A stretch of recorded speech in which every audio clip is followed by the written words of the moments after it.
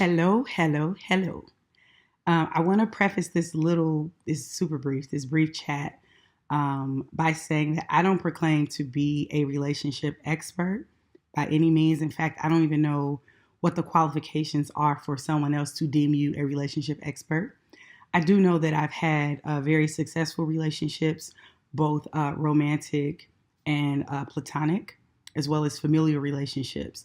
So, just based on my own experiences, I have a little bit to say on the topic. And I have been advised that this is cuffing season. So, like officially, like we are in full fledged cuffing season. And I just have a little bit of advice for those of us who are either the anticipating cuffers or cuffies to want to be among the cuffed. It's just super important that we take this one piece of advice. And I don't want any of you to hire off of the resume.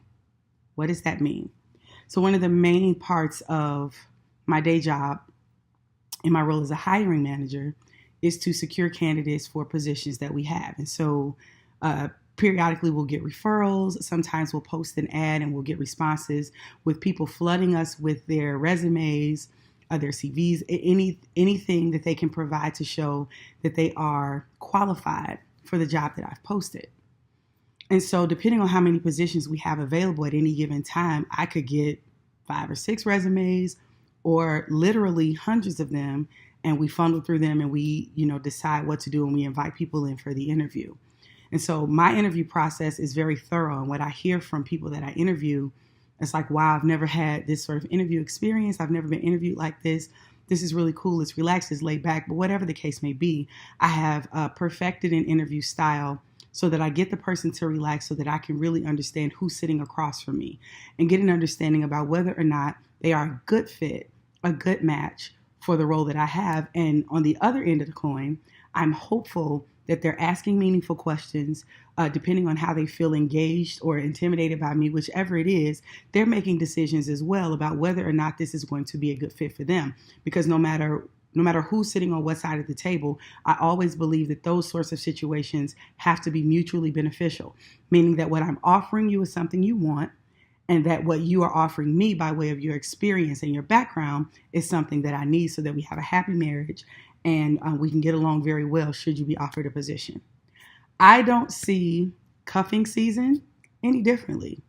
I think a lot of failed relationships are happening left and right all over the place because we are hiring off the resume.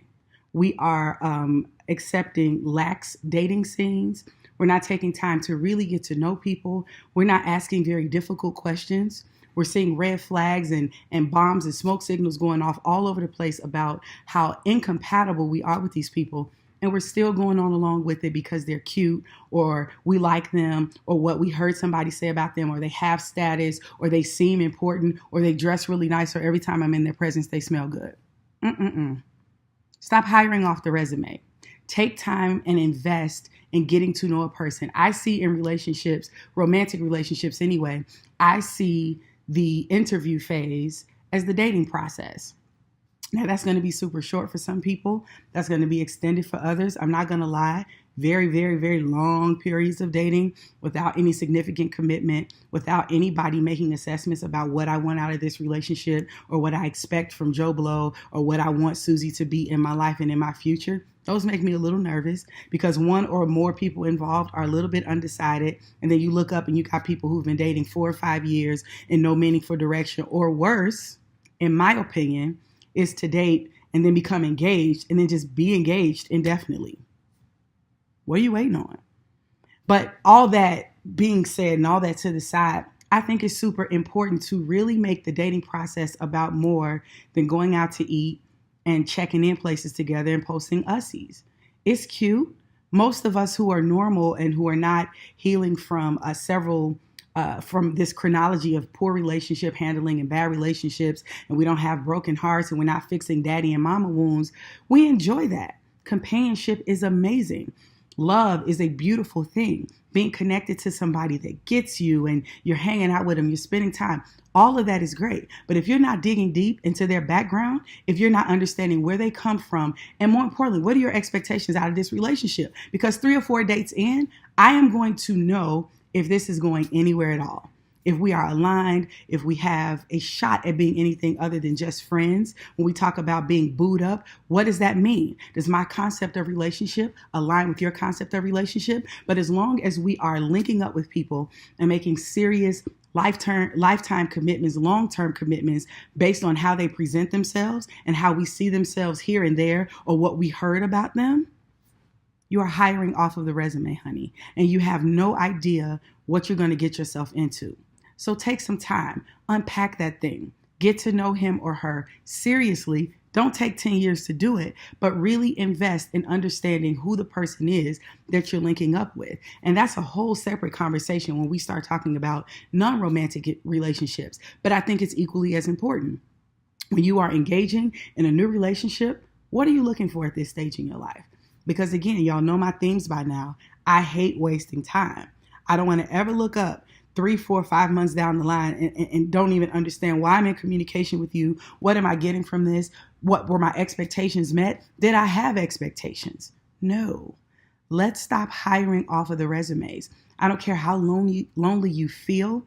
There's absolutely somebody for everybody. I believe that. Will everyone be married? No, but there is companionship, there is friendship, there is social connection available for everyone. How you find it and where that surface is for you is going to ultimately depend on who you are, where you are in your life, and honestly, what you're willing to do. Right? Because some of us want to meet people, we want to make friends, but we're also not willing to step outside the box at all, ever. We ain't going nowhere. We ain't doing nothing. So there is somebody for you. There is companionship. There is friendship, something for everybody. But put a little bit of investment in on the front end so that we don't have these 8-year-long relationships that are meaningless. And please don't get me started on when you should or should not sleep with someone. That's a whole other topic and conversation, and I promise to be brief. But in this cuffing season, whether you are the cuffer or the cuffee, if you plan to land among the cuffed, whatever you do not hire off of the resume. Invest in that interview. Get to know these people before you say I do. All right? You guys be good and be safe. Be safe. I can't stress that enough. Be safe with your bodies. Be safe with your minds. Be safe with your hearts, your emotions. Be safe with your money. Don't invest in a thing until you've at least checked out its worthiness to receive your deposit. Okay? Y'all be good. Bye-bye.